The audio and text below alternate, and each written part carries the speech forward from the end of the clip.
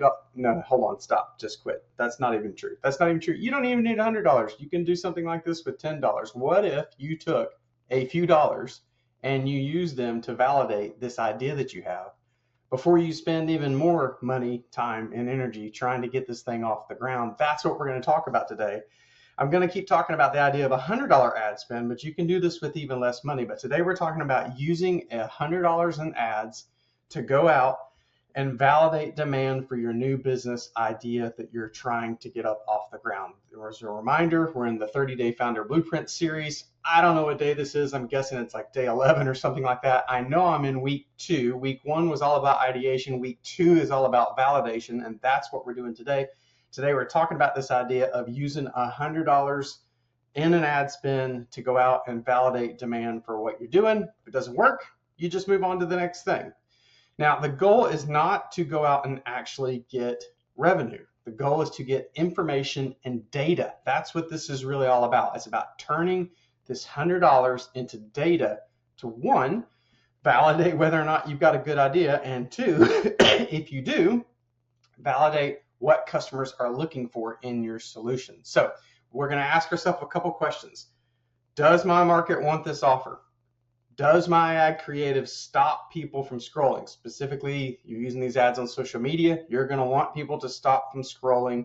And to do that, you need to be able to create really good ad creative. I recommend using existing solutions, existing templates. If you're not very creative, you can use something like Canva. And then the rest of the data is going to be around how much does it take to create a conversion. Now, I would prefer a conversion to be a sale of your product or a pre-sale like we talked about in previous videos. But if it's just an email sign up or something like that, that's fine. The idea is you need to shift your mindset from being a gambler and speculating that you have a brilliant idea that everybody's going to want, and turn yourself into a data scientist who uses information, who runs experiments, and then uses the information from those to get to good decisions. That's what we're going to do today. So we're going to walk through 5 different steps it takes to do this, and then I'm going to ask you to go ahead and give it a shot with the idea that you built out in week 1. Okay? So first off, define your one objective, whether that's going to be a pre-sale, signing up for a guide, a click on a web page. I don't care what it is. I would prefer it to turn into revenue, but if you can't, have it be some sort of other exchange. It can't just be a thumbs up of an ad. You want someone to give you their email address where they are signing up for the newsletter you're going to launch, or your email address for you to send specials when the product launches, those types of things. We need to avoid vague goals that just don't test a lot. So define your one objective. Maybe it's going to use a $100 ad to generate 50 email signups, something like that. Going to set your budget in step 2 in your time frame. So let's just say $100 is something you can afford to do. You're going to say it's $100 and you're going to run that for 7 to 10 days with a daily budget of 10 to 14 bucks per day. Now you could do it in a more compressed time frame, but I like somewhere between 3 and 7 days in an initial test. 1 is often too short.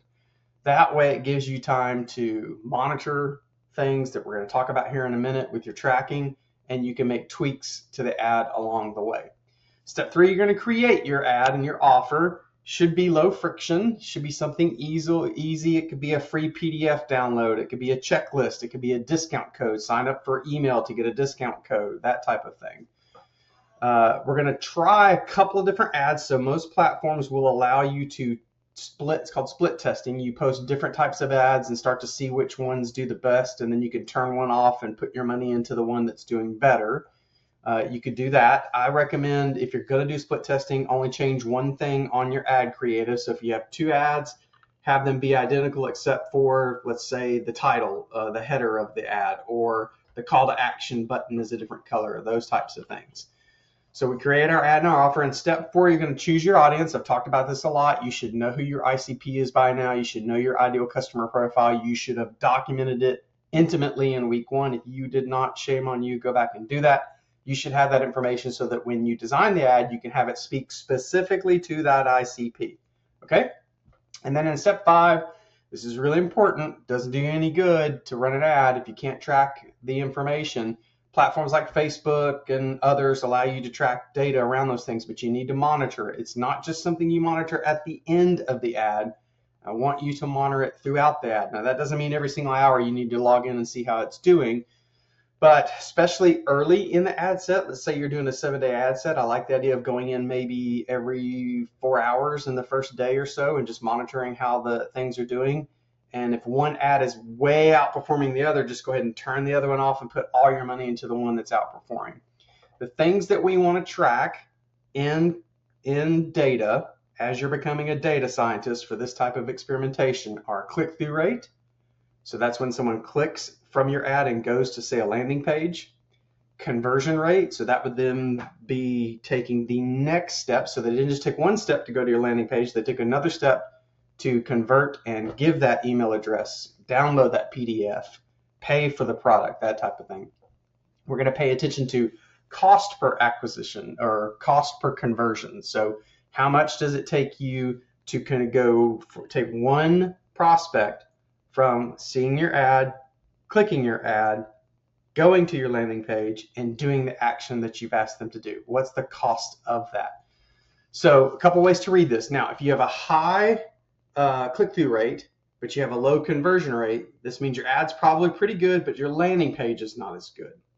If we flip that around, if you've got a low click-through rate and a high conversion rate, it's a good thing. It's a really good offer, but it just means that your ad creative is probably a little weak and we need to tweak those things. Then lastly, if you have low of both, it just means it's not working and you need to start all over. I would turn that off, consider with the money that you have left, making tweaks, and then continuing. So what I want you to do is go ahead and consider running this type of test before you go to the next video in the 30-day founder blueprint. It doesn't have to be $100. If that's just too much for you, figure out a way to do it for less. You can do it for 50 or 25. Some platforms will even let you spend just $10 and see what happens. So the whole idea is we've gone from ideating on an idea. In previous videos, we talked about using a landing page to validate ideas. Now we're going to take a step further and we're going to use a little bit of ad spend to drive folks to that landing page and to take that action. But what we're really focused on here is turning you into a data scientist, learning to experiment with ideas. If after this, it's been so bad, and I've had this happen before, I've ran ads on Facebook for something I was launching, and it was so bad, I just killed the project, moved on to the next idea. Don't let that get in your way, but let's use some ad spend to test this. The best part about this is you can do it for very little time, money, and energy, and move on to the next thing if it doesn't work.